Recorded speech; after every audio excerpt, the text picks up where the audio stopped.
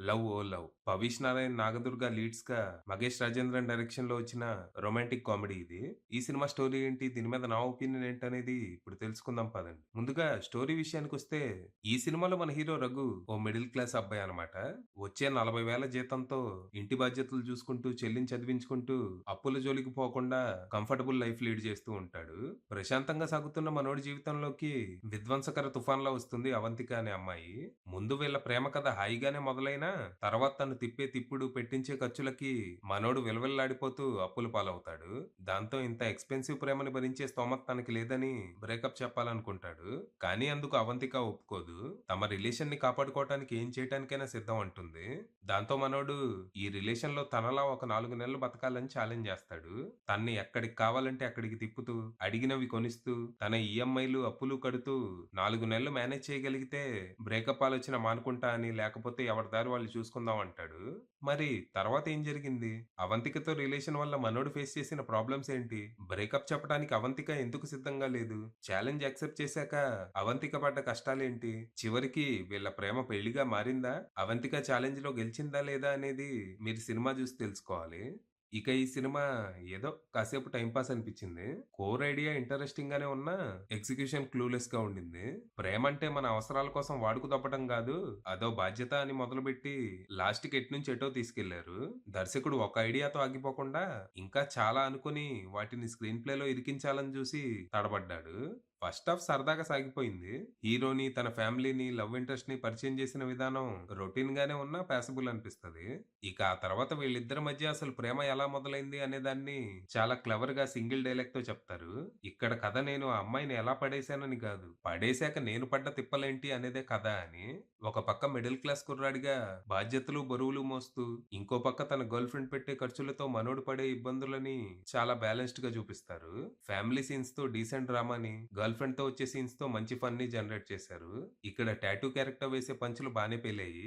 ఇక pre interval టైంకి కొంచెం సీరియస్‌గా మారే సినిమా ఇంటర్వెల్ ట్విస్ట్‌తో సెకండ్ హాఫ్ మీద మంచి ఇంట్రెస్ట్ క్రియేట్ చేస్తుంది. ఇక సెకండ్ హాఫ్‌లో హీరోయిన్ హీరో బాధ్యతలు మోయటం మొదలుపెట్టాక స్టార్టింగ్‌లో మంచి ఫన్నే జనరేట్ అయినా తర్వాత రొటీన్ ట్రీట్‌మెంట్‌తో ప్లెయిన్‌గా మారిపోతుంది.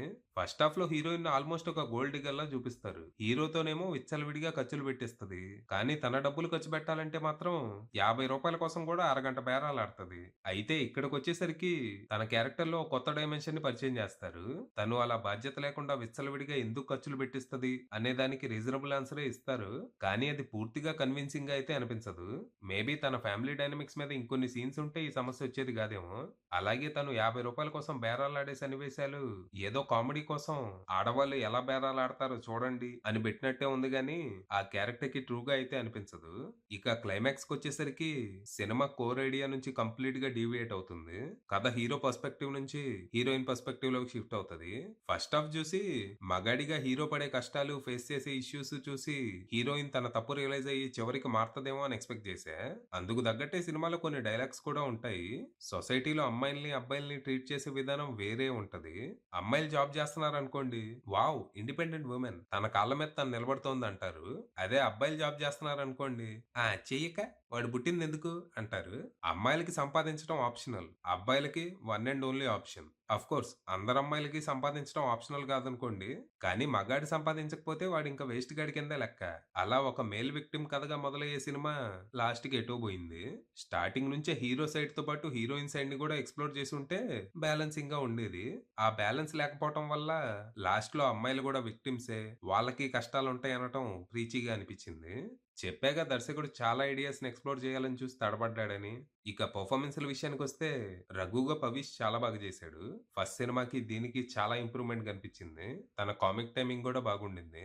ఇక అవంతికగా 'నాగదుర్గ' డెబ్యూ రోల్‌లో మెప్పించింది. మరీ మెమరబుల్ పెర్ఫార్మన్స్ ఏం కాకపోయినా ఆ పాత్రకి పూర్తిగా న్యాయం చేసింది. తనకి, పవిష్‌కి మధ్య మంచి కెమిస్ట్రీ కుదిరింది. ఇక ఇన్స్‌పెక్టర్‌గా సెల్వరాఘవన్ గారు నవ్వులు పూయించారు. హీరో, హీరోయిన్ మధ్య మీడియేటర్‌గా ఆయన పడే తిప్పలు మంచి ఫన్ జనరేట్ చేశాయి. ఇక ఫాదర్ క్యారెక్టర్‌లో కేఎస్ రవికుమార్ గారు మెప్పించినా, ఆయనకి, ఆయన కొడుక్కి మధ్య వచ్చిన ఇష్యూని రిజాల్వ్ చేయకుండా అలాగే వదిలేస్తారు. ఇలా అసంపూర్తిగా వదిలేసిన ప్లాట్ పాయింట్స్ ఇందులో చాలానే ఉన్నాయి. ఇక సినిమాలో మిగిలిన ఆర్టిస్టులంతా తమ పాత్రల పరిధి మేరకు నటించి మెప్పించారు. ఇక టెక్నికల్‌గా సినిమా పర్లేదు. ప్రొడక్షన్ వాల్యూస్, సినిమాటోగ్రఫీ లాంటివి డీసెంట్ ఉండగా, పాటలు, బ్యాక్‌గ్రౌండ్ స్కోర్ సినిమా మూడ్‌ని ఎలివేట్ చేసేలా ఉన్నాయి. అలాగని మరీ గుర్తుపెట్టుకోదగ్గ ఆల్బమ్ అయితే కాదు. ఇక ఎడిటింగ్ క్రిస్ప్‌గా ఉంది. ఇక రైటర్, డైరెక్టర్ రాజేంద్రన్ విషయానికొస్తే ఆయన పనితనం ఓకే. సీరియస్ సబ్జెక్ట్‌ని లైట్ హార్టెడ్ వేలో చూపించడం బానే ఉన్నా, రైటింగ్ ఇంకా స్ట్రాంగ్‌గా, క్లారిటీగా ఉండుంటే గుర్తుపెట్టుకునే సినిమా అయ్యుండేది. ఫైనల్‌గా చెప్పేదేంటంటే, జీరో ఎక్స్‌పెక్టేషన్స్‌తో వెళ్తే సరదాగా ఓ 2 గంటలు టైమ్ పాస్ చేసి రావచ్చు. అది విషయం.